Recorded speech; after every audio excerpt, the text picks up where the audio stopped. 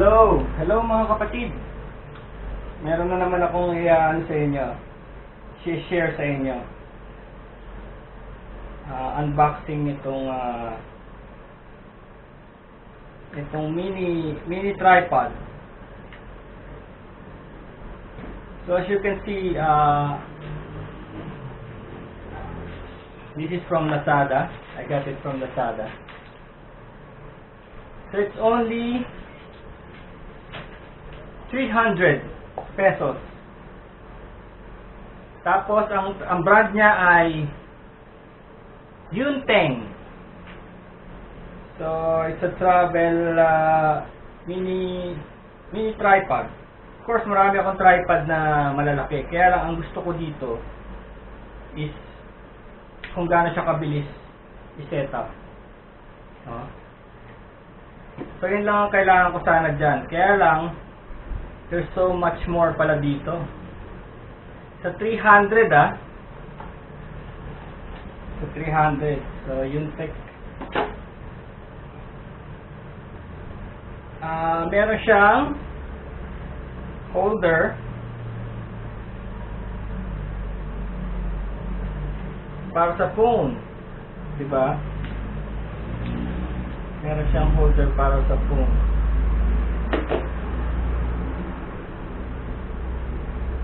So, unscrew mo lang dyan sa top niya para mag-adjust, para lumuwag. So, kung ano yung size ng phone mo, accommodate niya. Yan. So, ito yung phone. Yan. So, yan. So, meron siyang attachment sa phone. Tapos, meron siyang attachment sa action cam. Yun yung kailangan ko, attachment sa action cam.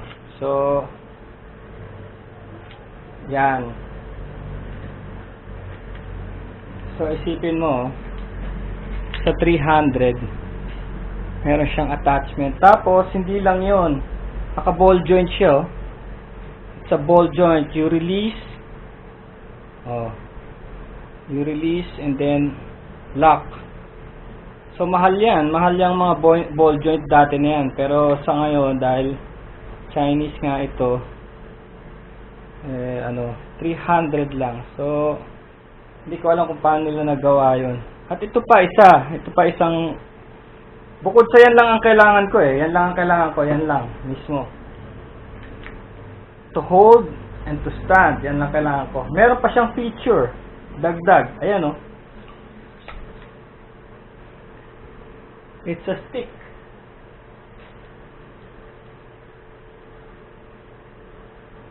Tapos, so dahil may stick ka na, pwede mo nang gawin yung ganon. Meron siyang Bluetooth para kung kagaya nito, gusto mo sa phone, kasi yung phone lang ang makakagamit ng Bluetooth unless may Bluetooth yung action cam mo. So yan, ikabit natin. First, etong control na natanggal. Meron siyang control. Tapos yung control na yan, rechargeable, may battery sa loob. You will charge by USB. Ito yung pinaka-switch mo. Wala siyang wire, wireless, Bluetooth.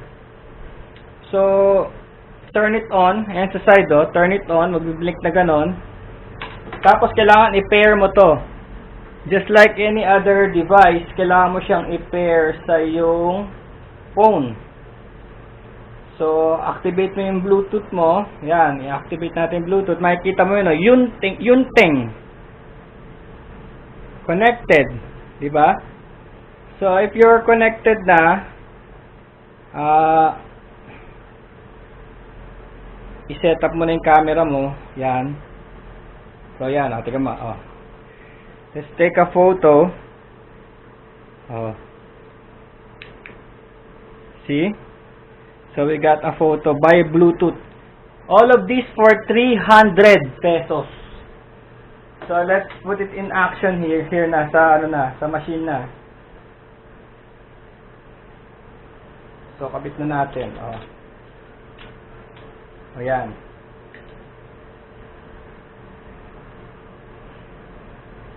So yan na. O. Lagay na natin sa cradle niya, sa holder niya. Yung holder nga pala niya is rubber. Rubber to. Yan. So pag ginanon mo, o yan o. Click ka. O. Click here. Dahil naka-pair na yon. See? O, another shot. Another shot. Ganon din sa video. Sa video, o yan o. O, record. See? So, diba? All for 300 pesos. Lazada. Ito, mahaba pa to. Lazada. Yung tech. Amazing! Amazing talaga kung paano nila nagawa yun. Let's take a closer look, ha. So, ito nakita ko to, eh. Ayan yung brand, to. Yung tech. Nakita ko to sa mamahaling, sa mamahaling tripod. Ginaya ng Chinese. Pero syempre, yung plastic ay hindi singtibay ng mga mamahalin. Pero I mean mamahalin, siguro mga thousands yun, thousands. Kasi they will say it's carbon or something.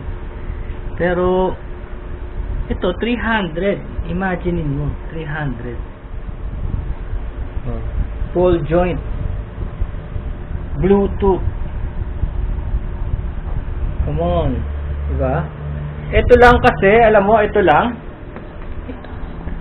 Not the phone, ha. Tanggalin natin yung phone. Just ito lang is 100 pesos na. Ito lang. Sa, sa Japan surplus. Ito lang holder na yan. 100 na yan. And guess what? Ito, binili ko rin sa Lazada. Ha? Alam nyo kung magkano to? Just this one, ha. Itong plastic lang na yan. Yung may silver na yan. Sa to eh, sa kotse. Dun sa ventilation, iipit mo dyan. Hindi kasama tong nasa baba. Ito lang, is 250. Ayan o. Yan, ito. 250, ayan. Lazada ko rin nabili yan, o. 250 yan. Ito, 300. Kompleto na. So, Lazada lang po. Siya nga pala, panawagan ko, meron po akong toy channel discussing about toys sa Pinoy Toy Universe. So, yung link nasa description na lang po. Paki-subscribe din po dun sa toy channel ko. Tsaka meron din po akong Pinoy Encyclopedia channel discussing about old encyclopedias. Kung ano yung mga laman ng mga old encyclopedias. Like this one, mga ganyan, yung mga laman ng mga this is 1975 encyclopedia. So, dinidiscuss ko po yung mga nasa lumang encyclopedia. Yan. Para maikumpara natin yung mga facts noon sa facts ngayon. Kung nagbago ba, kung nadagdagan ba, kung dati na bang issue yun. Nalaman ko na yung pagtatanggal pala ng Pluto as a planet is as early as 1971. Dinidiscuss na pala nila yon na Pluto is not a planet. Yung isang dalawang channel na yun, no? Pinoy Toy Universe, Pinoy Encyclopedia, and also follow my brother John Herrera about fashion. He's discussing about fashion. So, link in the description na lang po. So that's it. Maraming salamat po. Marami pa tayong i-unbox. So next next video.